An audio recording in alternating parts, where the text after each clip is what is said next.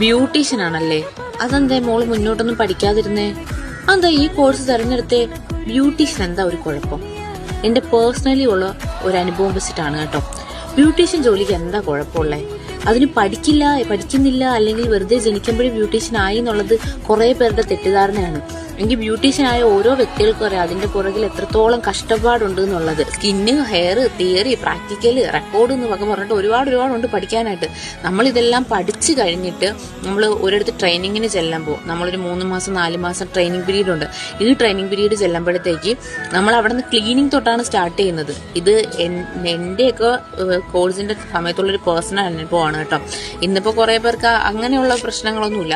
നമ്മളൊരു training period നിൽക്കുന്ന സമയത്ത് ഒരു ത്രെഡിന് വേണ്ടി ഇങ്ങനെ കാത്തു കെട്ടി നിന്നിട്ടുണ്ട്. നമുക്ക് ആ ത്രെഡ് കിട്ടാൻ വേണ്ടിയിട്ട് നമ്മൾ ആരുടെ കീഴിലാണ് ട്രെയിനിങ് നിൽക്കുന്നത് ആ വ്യക്തി നമുക്ക് ആ ത്രെഡ് തരാൻ വേണ്ടി അല്ലെങ്കിൽ ഒരു ഫേഷ്യൽ തരാൻ വേണ്ടി വെയിറ്റ് ചെയ്ത് നിന്നൊരു